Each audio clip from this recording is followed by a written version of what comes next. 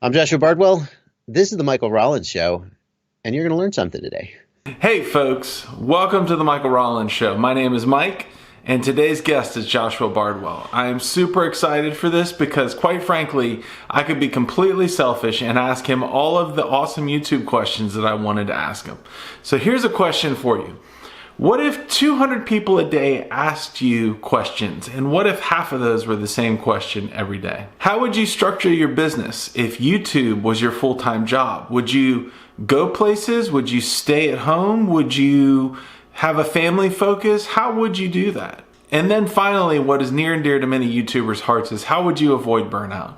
And with that, we're going to jump into Mr. Bardwell's interview. Ladies and gentlemen, let me introduce to you a man that needs no introduction, the man who knows it all himself, Joshua Bardwell. Thank you, Joshua, for being on the show. I definitely want to hear how you got into FPV, but I also want to hear how you made FPV and YouTube your full-time job. Whatever I've been in, I've kind of wanted to make content about it that helps people, that shares my experience with people. And it just so happens that as I got into RC, I just was like, oh, I guess I'm going to post on my YouTube channel, which I've had forever and not done anything with. And at some point that just snowballed. In the time I've been doing this, so I've been posting to YouTube for about 2-ish years now, and I think I've got 300 videos. And just the amount of effort that has gone into those 300 videos is mind-boggling when I start thinking about, man, how do you get to 1,600 or 2,000? I started posting, and I just was posting like every day. I'm not sure how that happened. I mean, the very first time my channel started to take off was when I started wanting to learn about black box log analysis, and I decided that I'd make this post on RC groups asking people to submit their black box logs to me. And I would like look at them and I try to learn from them. And at some point I started reviewing them on YouTube and just posting my analysis on YouTube. And that's when people first started paying attention to the channel. And somehow I just had enough, like I was just making little videos about everything I did. And I was basically posting every day. And that just became a habit. And one of the things that helps me keep my production up is that I don't script anything. I would have better content if I scripted it. It would be tighter and more sort of polished. And people who watch my videos, sometimes the people who, it's like, okay, he kind of gets on a topic and he just goes on. I try to fix that in the edits, but mostly I just sit down and I say what comes to my mind.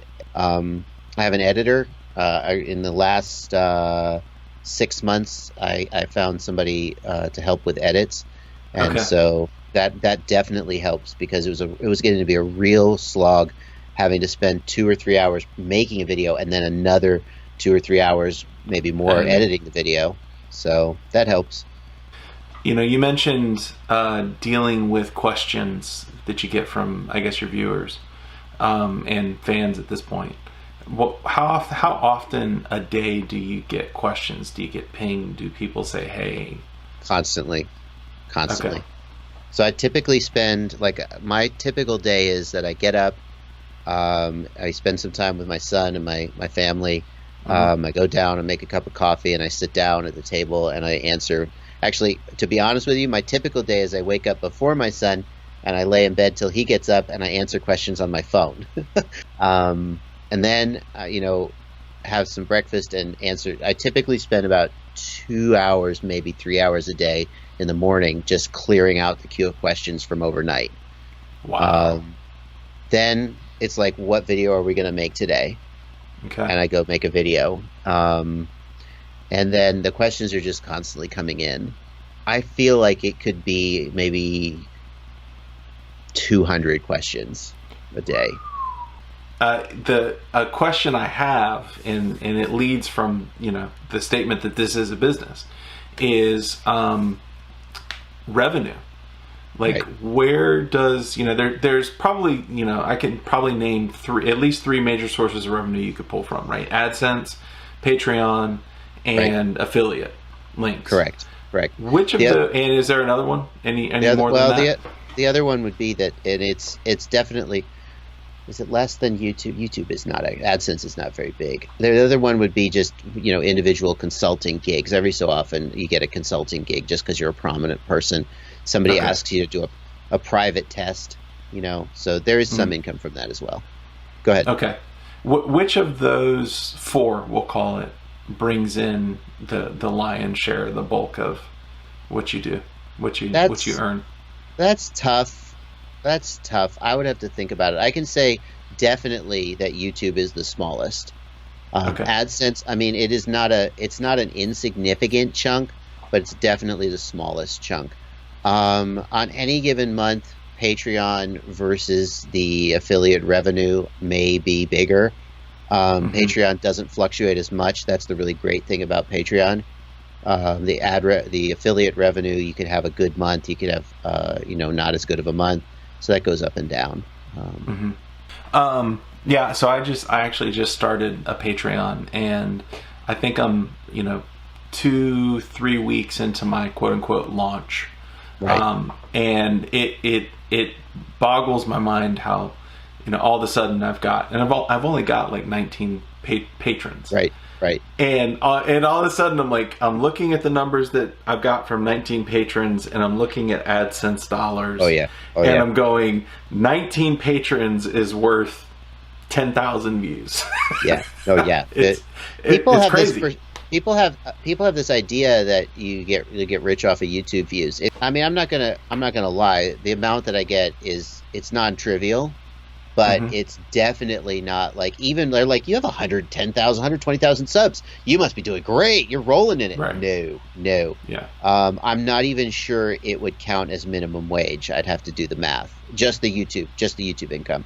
Whereas with Patreon, if you can convince 100 people or 200 people to give you, $10 a month or something, it really can add up, and especially with the kind of sort of long form content you're doing, that's a lot easier. I think it's a lot easier to ask for more. Here's the thing. From my advice is, like, you always, like, when people said you should start a Patreon to me, I was just like, oh, come on, who wants to pay for what I'm doing? And they did. They value, and what's going on is they value what you're doing more than you think they will. Way more than you could even imagine, some of them. And they want to say thank you with money. And so if you've got, when you start, you're like, I'm just going to have a $1 tier. It'll be fine. That's what I did. Just put the tiers up there. You got a $3 tier. Put up a $10, put up a $5, put up a $10, put up a $20, put up a $50. You're worried you'll sound greedy, but someone out there will take it, and you'll be like, holy crap, I have a $50 patron. Don't limit yourself to just like the $3 tier. The Patreon thing, I remember I mentioned it in one video, and I had a $1 tier. The first person that subscribed, I was just like, oh my God, somebody's willing to just pay me $1 a month for the hell of it. Yeah. It was really mind blowing. It is. It is.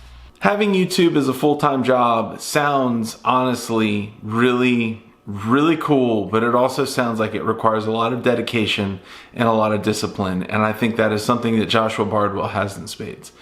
In the next episode, we talk about things like, what's the ethical nature of having affiliate links while at the same time you promote the product.